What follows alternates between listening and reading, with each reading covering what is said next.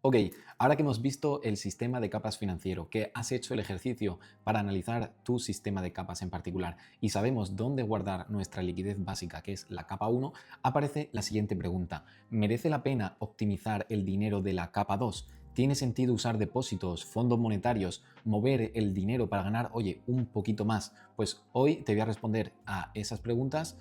En primer lugar, te voy a explicar qué es cada cosa sin complicarnos mucho la vida porque ya entraremos en detalle en el módulo de inversión en renta fija y también en el tutorial de MyInvestor. Básicamente, un depósito bancario es cuando tú dejas tu dinero al banco bloqueado un tiempo. El banco durante ese periodo te paga un tipo de interés fijo que suele ser mayor que el de la cuenta remunerada.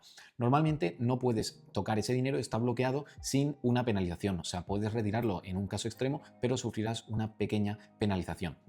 Está cubierto por el Fondo de Garantía de Depósitos del Banco Central Europeo hasta 100.000 euros por titular y por banco. Esto es exactamente lo mismo que te dije en el vídeo de las cuentas remuneradas. ¿Y qué es un fondo monetario? Un fondo monetario, a fin de cuentas, es un fondo de inversión que invierte en instrumentos muy conservadores a corto plazo. Eso hace que la volatilidad sea mucho menor, pero no es riesgo cero. No está totalmente garantizado, pero sí es cierto que tiene un nivel de riesgo muy, muy bajo.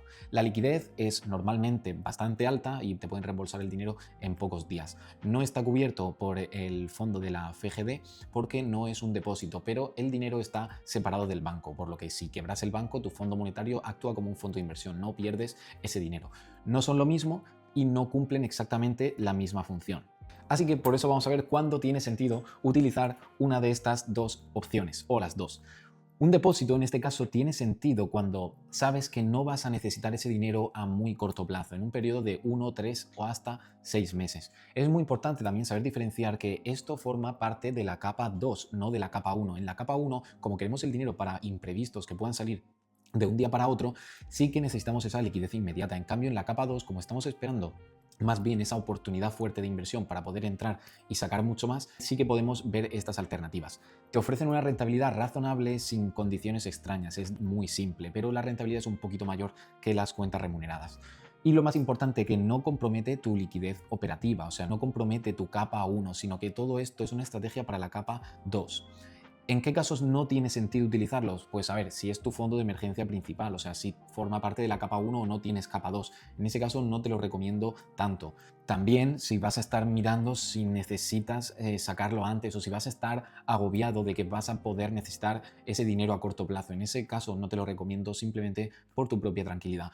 Y por último, decirte que la rentabilidad extra que te van a dar es mínima. Si vas a sentir que te estás complicando la vida por ese pequeño porcentaje de rentabilidad, que ahora te lo pondré en ejemplos, en números, pues oye, tampoco te merece la pena.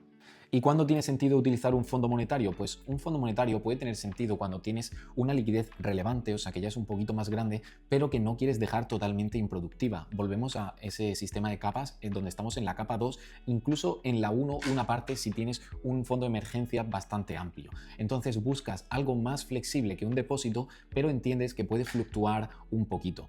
En ese caso te conviene utilizarlo siempre y cuando estés cómodo con tu estructura de capas y de fondos. Pero cuidado porque no es equivalente a una cuenta corriente remunerada y tampoco es equivalente a un fondo de inversión como los que veremos en renta variable. Simplemente tener en cuenta que esto puede formar parte de una capa 2 mucho más optimizada, pero nunca de la capa 1 ni de la capa 3 ni 4.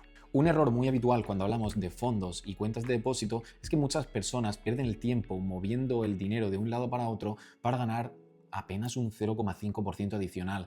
Y si, honestamente, si aún no tienes una capa 1, ese fondo de emergencia sólido, no tienes ni siquiera tu vehículo de inversión, ni siquiera otras alternativas como pueden ser la capa 4 y 3, y no tienes un plan de inversión claro y automatizado, pues a ver, te soy honesto, optimizar la liquidez es un paso secundario, es algo que puedes hacer cuando tienes todo lo demás cubierto. Por lo tanto, primero estructura y después eficiencia. No lo hagamos al revés porque nos estamos complicando y estamos yendo a unos pasos más adelante del que estamos ahora mismo y eso pues al final genera problemas.